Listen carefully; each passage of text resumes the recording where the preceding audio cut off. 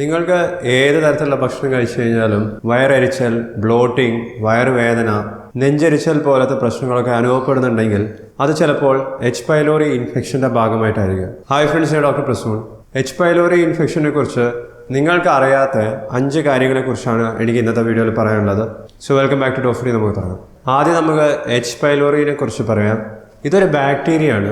നമുക്ക് മനുഷ്യന്മാർക്ക് അസുഖം ഉണ്ടാക്കുന്ന തരത്തിലുള്ള ബാക്ടീരിയയാണ്. ഇത് സാധാരണ രീതിയിൽ നമ്മളുടെ വയറിൽ, സ്റ്റൊമക്കിൻ്റെ അകത്താണ് കാണുന്നത്. എച്ച് പൈലോറി എന്ന് പറയുന്ന ബാക്ടീരിയ സ്റ്റൊമക്കിൽ കോളനീസ് ഉണ്ടാക്കുകയാണ് ചെയ്യുന്നത്. എച്ച് പൈലോറി ഇൻഫെക്ഷൻ എന്ന് പറയുന്നത് വളരെ കോമൺ ആണ്.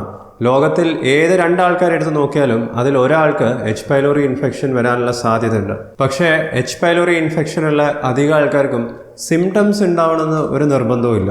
ഇതിൻ്റെ ഏറ്റവും വലിയ പ്രശ്നം എന്ന് പറഞ്ഞാൽ എച്ച് പൈലോറി ഇൻഫെക്ഷൻ ഉള്ള ആൾക്കാർക്ക് ഗ്യാസ്ട്രിക് ക്യാൻസർ ഉണ്ടാവാനുള്ള റിസ്ക് 3 മുതൽ 6 മടങ്ങ് കൂടുതലാണ് എച്ച് പൈലോറി ഇൻഫെക്ഷൻ ഇല്ലാത്ത ഒരാളെ വെച്ച് കമ്പയർ ചെയ്ത് നോക്കുമ്പോൾ. അതുകൊണ്ട് തന്നെ എച്ച് പൈലോറി ഇൻഫെക്ഷൻ ഉണ്ടോ ഇല്ലയെന്ന് കണ്ടുപിടിക്കാൻ ടെസ്റ്റുകൾ ചെയ്ത് നോക്കേണ്ടതാണ്. ഉണ്ടെന്ന് കണ്ടു കഴിഞ്ഞാൽ അതിൻ്റെ ട്രീറ്റ്മെൻറ്റ് കൃത്യമായി കംപ്ലീറ്റ് ചെയ്യേണ്ടതുമാണ്. പക്ഷേ എച്ച് പൈലോറി ഇൻഫെക്ഷൻ്റെ ട്രീറ്റ്മെൻറ്റ് കംപ്ലീറ്റ് ചെയ്ത് കഴിഞ്ഞാലും ഇൻഫെക്ഷൻ, അതായത് വീണ്ടും ഇൻഫെക്ഷൻ വരാനുള്ള സാധ്യത വളരെ കൂടുതലാണ്. എച്ച് പൈലോറി ഇൻഫെക്ഷൻ സ്റ്റൊമക്കിലുണ്ടെങ്കിൽ സ്റ്റൊമക്കിലുള്ള അസിഡിറ്റി കുറയ്ക്കാൻ അതിന് കഴിവുണ്ട്. അതുകൊണ്ട് തന്നെ സ്റ്റൊമക്കിലുള്ള അസുഖങ്ങൾ ഉണ്ടാക്കുന്ന മൈക്രോ ഓർഗാനിസംസ്, അത് വെറും എച്ച് പൈലോറി ആവണമെന്നില്ല, മറ്റു തരത്തിലുള്ള മൈക്രോ ഓർഗാനിസംസോ അതിൻ്റെ അളവ് കൂട്ടാൻ എച്ച് പൈലോറി ഇൻഫെക്ഷന് കഴിവുണ്ട്. അധികം ആൾക്കാർക്കും അറിയുന്ന ഒരു കാര്യം, നമ്മളുടെ സ്റ്റൊമക്കിൽ ഹൈഡ്രോക്ലോറിക് ആസിഡ് സെക്രീറ്റ് ചെയ്യുന്നുണ്ട്. ഈ ഹൈഡ്രോക്ലോറിക് ആസിഡ് നിങ്ങൾ സ്കൂളിൽ കെമിസ്ട്രി ലാബിലൊക്കെ കണ്ടിട്ടുണ്ടാവും. നമ്മളുടെ ദേഹത്ത് എവിടെയെങ്കിലും HCl എന്ന് പറയുന്ന ഈ ആസിഡ് തട്ടിയാൽ അവിടെ പൊള്ളലുണ്ടാവാം. പക്ഷേ ഇതേ ആസിഡ് നമ്മളുടെ സ്റ്റൊമക്കിൽ ഉൽപ്പാദിക്കുന്നുണ്ട് നമ്മൾ കഴിക്കുന്ന ഭക്ഷണത്തിനെ ദഹിപ്പിക്കാൻ. ഈ ആസിഡ് കാരണം സ്റ്റൊമക്കിൻ്റെ അകത്ത് പ്രശ്നങ്ങളൊന്നും പറ്റുന്നില്ല എന്ന് ഉറപ്പുവരുത്താൻ നമുക്ക് സ്റ്റൊമക്കിൻ്റെ അകത്തൊരു പ്രൊട്ടക്റ്റീവ് കോട്ടിംഗ് ഉണ്ട്. എച്ച് പൈലോറി ഇൻഫെക്ഷൻ ഉള്ള ഒരാൾക്ക് ഈ പ്രൊട്ടക്റ്റീവ് കോട്ടിംഗ് ആണ് നഷ്ടപ്പെടുന്നത്. അതുകൊണ്ട് തന്നെ ഇവർക്ക് സ്റ്റൊമക്കിൻ്റെ അകത്ത് ഇൻഫ്ലമേഷൻ ഉണ്ടാവാം, സ്റ്റൊമക്കിൻ്റെ അകത്ത് അൾസർ ഫോർമേഷൻ നടക്കാം, അത് പിന്നീട് ക്യാൻസറായി മാറുകയും ചെയ്യും. എച്ച് പൈലോറി ഇൻഫെക്ഷൻ ബാധിച്ചിട്ടുള്ള അധികം ആൾക്കാർക്കും സിംറ്റംസ് ഉണ്ടാവണമെന്ന് ഒരു നിർബന്ധവും. ചിലർക്ക് സ്റ്റൊമക്കിൽ അൾസർ ഫോർമേഷൻ സ്റ്റാർട്ട് ചെയ്തിട്ടുണ്ടെങ്കിൽ അത് കാരണം വയറുവേദന അനുഭവപ്പെടാം, നെഞ്ചരിച്ചിലും വയറ് പുകച്ചൽ ഇങ്ങനത്തെ പ്രശ്നങ്ങളൊക്കെ ഉണ്ടാവാം, ബ്ലോട്ടിംഗ് ഉണ്ടാവാം. ഇവർ ശ്രമിക്കാതെ ഇവരുടെ വെയിറ്റ് കുറയാം. ചിലർക്ക് എച്ച് പൈലോറി ഇൻഫെക്ഷൻ്റെ ഭാഗമായി വിമിഷ്ടം പോലെ ഉണ്ടാവാം, ഛർദ്ദിക്കാനുള്ള ടെൻഡൻസി ഉണ്ടാവാം, വോമിറ്റിങ്ങും ഉണ്ടാവാം. എച്ച് പൈലോറി ഇൻഫെക്ഷനെ കുറിച്ച് ഡീറ്റെയിൽ ആയി ഞാൻ മറ്റൊരു വീഡിയോ മുമ്പേ ചെയ്തിട്ടുണ്ട്. ആ വീഡിയോയുടെ ലിങ്ക് നിങ്ങൾക്ക് കാർഡ്സിൽ കാണാവുന്നതാണ്. അതിൽ ഞാൻ എച്ച് പൈലോറി ഇൻഫെക്ഷൻ്റെ സിംറ്റംസും ഏതൊക്കെ ടെസ്റ്റുകളാണ് ചെയ്യേണ്ടത്, ഇതിൻ്റെ ട്രീറ്റ്മെൻറ്റ് ഓപ്ഷൻസ് എന്തൊക്കെയാണെന്നൊക്കെ പറയുന്നുണ്ട്. പക്ഷേ ഈ വീഡിയോയിൽ എച്ച് പൈലോറി ഇൻഫെക്ഷനെ കുറിച്ച് അധികം ആൾക്കാർക്കും അറിയാത്ത 5 കാര്യങ്ങളെക്കുറിച്ചാണ് പറയാനുള്ളത്. അതിൽ ആദ്യത്തെ പോയിന്റ് എന്ന് പറയുന്നത് എച്ച് പൈലോറി ഇൻഫെക്ഷൻ ഉള്ള ഒരാൾക്ക് സപ്ലിമെന്റ്സ് എടുക്കാൻ പറ്റുമോ ഇല്ല എന്നുള്ളതാണ്. ഇത് കണ്ടുപിടിക്കാൻ പലതരത്തിലുള്ള സ്റ്റഡീസ് നടത്തിയിട്ടുണ്ട്. ഒരു സ്റ്റഡിയിൽ പറയുന്നത് എച്ച് പൈലോറി ഇൻഫെക്ഷനിൽ നമ്മൾ കഴിക്കുന്ന ആൻറ്റിബയോട്ടിക്സ്, ഇതിനെ ട്രിപ്പിൾ തെറാപ്പി എന്നോ ഇല്ലെങ്കിൽ ക്വാഡ്രിപ്പിൾ തെറാപ്പി എന്ന് പറയും. എത്ര തരത്തിലുള്ള മരുന്നുകളാണ് നമ്മൾ ഉപയോഗിക്കുന്നത് അതിനനുസരിച്ചിട്ടാണ് ഈ തെറാപ്പീൻ്റെ പേര് മാറുന്നത്. ഇതിൻ്റെ കൂടെ പ്രോബയോട്ടിക്സ് ആഡ് ചെയ്യുകയാണെന്നുണ്ടെങ്കിൽ എച്ച് പൈലോറിനെ സ്റ്റൊമക്കിൽ നിന്നും ഇറാഡിക്കേറ്റ് ചെയ്യാൻ, അതായത് കംപ്ലീറ്റ്ലി റിമൂവ് ചെയ്യാൻ വളരെയധികം ഹെൽപ്ഫുൾ ആണെന്നാണ്. പ്രോബയോട്ടിക്സ് എന്ന് പറഞ്ഞാൽ മറ്റു തരത്തിലുള്ള മൈക്രോ ഓർഗാനിസംസ് ആണ്, സൂക്ഷ്മാണുക്കളാണ്. പക്ഷേ ഇവർ നമുക്ക് ബെനിഫിഷ്യലാണ്, നമുക്ക് അസുഖങ്ങൾ ഉണ്ടാക്കുന്നില്ല. ലാക്ടോബാസിലസ് അടങ്ങിയിരിക്കുന്ന പ്രോബയോട്ടിക്സും അതിൻ്റെ കൂടെ ബിസ്മത്തും ആൻറ്റാസിഡും 2 ആൻറ്റിബയോട്ടിക്കും ചേർന്ന് കഴിഞ്ഞാൽ ഇത്തരത്തിലുള്ളൊരു തെറാപ്പി കൃത്യമായിട്ടും ചെയ്യുന്നവർക്ക് എച്ച് പൈലോറി ഇൻഫെക്ഷൻ കംപ്ലീറ്റ്ലി മാറ്റാൻ സാധിക്കുമെന്നാണ് പറയുന്നത്. അതായത് ഇൻഫെക്ഷൻ്റെ നിരക്ക് കുറച്ച് നിർത്താൻ സാധിക്കും. മറ്റൊരു സ്റ്റഡിയിൽ പറയുന്നത് പ്രോബയോട്ടിക്സ് എച്ച് പൈലോറി ഇൻഫെക്ഷൻ്റെ ട്രീറ്റ്മെൻറ്റിൻ്റെ ഭാഗമായി കഴിക്കുന്ന ആൻറ്റിബയോട്ടിക്സിന് കൂടെ കഴിക്കുന്നവർക്ക് ഈ ആൻറ്റിബയോട്ടിക്സ് കഴിച്ചാൽ ഉണ്ടാവാൻ സാധ്യതയുള്ള സൈഡ് എഫക്ട്സ് അത് കുറച്ച് നിർത്താനും ഹെൽപ്ഫുൾ ആണെന്നാണ്. രണ്ടാമത്തെ പോയിന്റ് എന്ന് പറയുന്നത് മറ്റു തരത്തിലുള്ള സപ്ലിമെന്റ്സിന്റെ റോളാണ്. അതിൽ എടുത്തു പറയേണ്ടത് വൈറ്റമിൻ സിയും ആന്റി ഓക്സിഡൻസിന്റെ അളവ് കൂടുതലുള്ള ക്രാൻബെറി എക്സ്ട്രാക്ട്സിനെ കുറിച്ചാണ്. ഇത്തരത്തിലുള്ള സപ്ലിമെന്റ്സ് എച്ച് പൈലോറി ഇൻഫെക്ഷന്റെ ട്രീറ്റ്മെന്റിന്റെ കൂടെ കഴിക്കുന്നവർക്ക് H pylori infection completely remove ചെയ്യാൻ സാധിച്ചിട്ടുണ്ടായിരുന്നു എന്നാണ് പറയുന്നത്.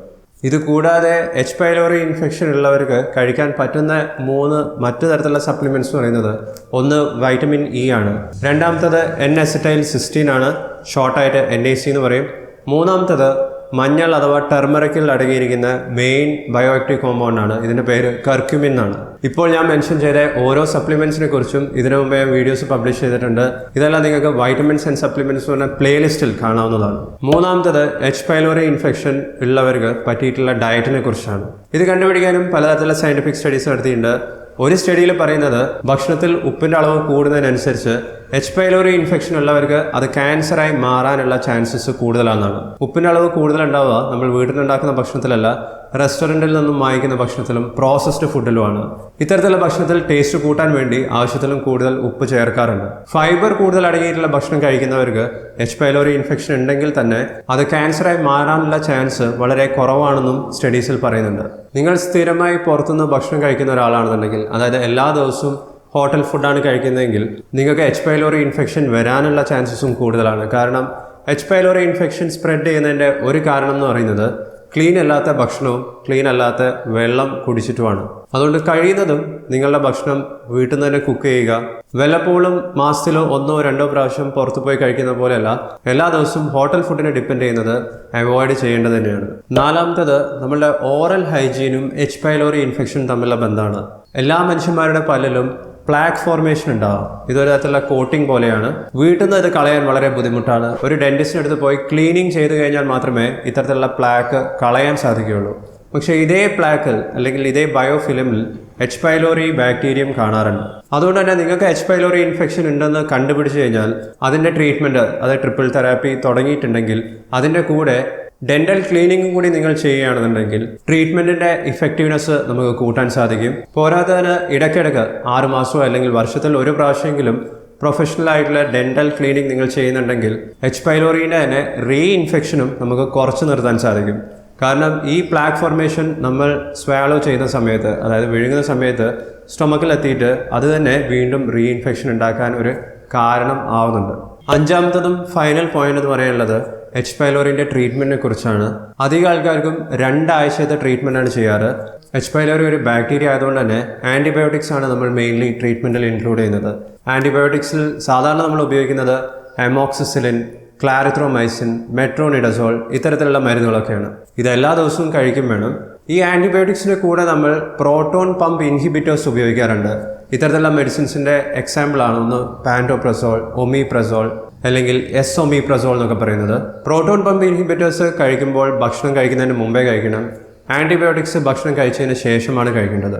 ഇത് കൃത്യമായി 14 ദിവസം എടുത്തു കഴിഞ്ഞാൽ അധികം ആൾക്കാർക്കും എച്ച് പൈലോറി ഇൻഫെക്ഷൻ ഉണ്ടെങ്കിൽ അതിൻ്റെ സിംറ്റംസ് കുറച്ച് നിർത്താൻ പറ്റും. പക്ഷേ അധികം ആൾക്കാർക്കും അറിയാത്ത കാര്യം, ഇത്തരത്തിലുള്ള ട്രീറ്റ്മെൻറ്റ് 1 പ്രാവശ്യം ചെയ്താൽ മതിയാവില്ല, ചിലപ്പോൾ വീണ്ടും റിപ്പീറ്റ് ചെയ്യേണ്ടി വരും. കാരണം ഇപ്പോഴുള്ള എച്ച് പൈലോറിക്കൊക്കെ നമ്മൾ സാധാരണ ഉപയോഗിക്കുന്ന ആൻറ്റിബയോട്ടിക്സിനോട് റെസിസ്റ്റൻസ് ഡെവലപ്പ് ചെയ്തിട്ടുണ്ട്. അതായത് ഇത്തരത്തിലുള്ള മരുന്നുകൾ നമ്മൾ ഉപയോഗിച്ച് കഴിഞ്ഞാലും എച്ച് പൈലോറിനെ കംപ്ലീറ്റ്ലി റിമൂവ് ചെയ്യാൻ സാധിക്കാറില്ല.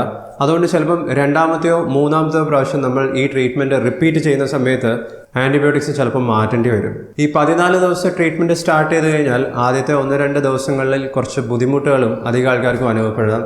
ഇത്തരത്തിലുള്ള സൈഡ് എഫക്ട്സ് കുറച്ച് നിർത്താൻ നേരത്തെ പറഞ്ഞ പോലെ പ്രോബയോട്ടിക്സ് കഴിക്കുക, കൃത്യസമയത്ത് ഭക്ഷണം കഴിക്കുന്ന കാര്യമൊക്കെ ശ്രദ്ധിക്കേണ്ടതാണ്. ഇനി 14 ദിവസം കൃത്യമായി മെഡിസിൻസ് എടുക്കാത്തവർക്കും റീഇൻഫെക്ഷൻ്റെ സാധ്യത വളരെ കൂടുതലാണ്. അതുകൊണ്ട് നിങ്ങൾ ട്രിപ്പിൾ തെറാപ്പി തുടങ്ങിയിട്ടുണ്ടെങ്കിൽ ആ ട്രീറ്റ്മെൻറ്റ് കൃത്യമായിട്ടും കംപ്ലീറ്റ് ചെയ്യാൻ പ്രത്യേകം ശ്രദ്ധിക്കേണ്ടതാണ്. നിങ്ങൾക്ക് എച്ച് പൈലോറി ഇൻഫെക്ഷനെ കുറിച്ച് കൂടുതൽ എന്തെങ്കിലും അറിയണമെങ്കിൽ വീഡിയോയുടെ താഴെ കമൻറ്റ് ചെയ്യുക. നിങ്ങൾ ഒരിക്കൽ എച്ച് പൈലോറിൻ്റെ ട്രീറ്റ്മെൻറ്റ് ചെയ്തിട്ടുണ്ട്, വീണ്ടും നിങ്ങൾക്ക് അതേപോലത്തെ സിംറ്റംസ് അനുഭവപ്പെടുന്നുണ്ടെങ്കിൽ നിങ്ങൾ കാണിക്കേണ്ടത് ഗാസ്ട്രോ എൻട്രോളജിസ്റ്റിനെയാണ്. ഹോസ്പിറ്റലിൽ പോയി ഗാസ്ട്രോ ഡോക്ടറിനെ കാണിക്കാൻ നിങ്ങൾക്ക് സാധിക്കുന്നില്ല എന്നുണ്ടെങ്കിൽ ഡോഫൂഡിയിൽ ഇപ്പം മലയാളം സംസാരിക്കുന്ന ഗാസ്ട്രോ എൻട്രോളജിസ്റ്റ് അവൈലബിൾ ആണ്. നിങ്ങൾക്ക് ലോകത്തുനിന്ന് എവിടെ നിന്ന് വേണമെങ്കിലും ഡോഫൂഡിയിലുള്ള ഡോക്ടേഴ്സുമായി ഓൺലൈൻ കൺസൾട്ടേഷൻ ബുക്ക് ചെയ്യാവുന്നതുമാണ്. ഡോഫൂഡിൻ്റെ വെബ്സൈറ്റ് ലിങ്കും ഫോൺ നമ്പറും ഒക്കെ നിങ്ങൾക്ക് ഇപ്പം സ്ക്രീനിൽ കാണാം. ഗട്ട് ഹെൽത്തിനെ കുറിച്ച് ഞാൻ ഇതിനു മുമ്പേ പല വീഡിയോസും ചെയ്തിട്ടുണ്ട്. ആ വീഡിയോസൊക്കെ ഒരു പ്ലേലിസ്റ്റ് രൂപത്തിലാക്കിയിട്ടുണ്ട്. ഇവിടെ ക്ലിക്ക് ചെയ്താൽ നിങ്ങൾക്ക് ആ വീഡിയോസൊക്കെ കാണാം. ഈ വീഡിയോ നിങ്ങൾക്ക് ഇഷ്ടപ്പെട്ടിട്ടുണ്ടെങ്കിൽ ലൈക്ക് ചെയ്യുക. നിങ്ങളുടെ വാട്സാപ്പ് ഗ്രൂപ്പിലൊക്കെ ഈ വീഡിയോ ഷെയർ ചെയ്യുക. ചാനൽ സബ്സ്ക്രൈബ് ചെയ്തതിന് നന്ദി. ഞാൻ നിങ്ങളെ അടുത്ത വീഡിയോയിൽ കാണാം. ബൈ.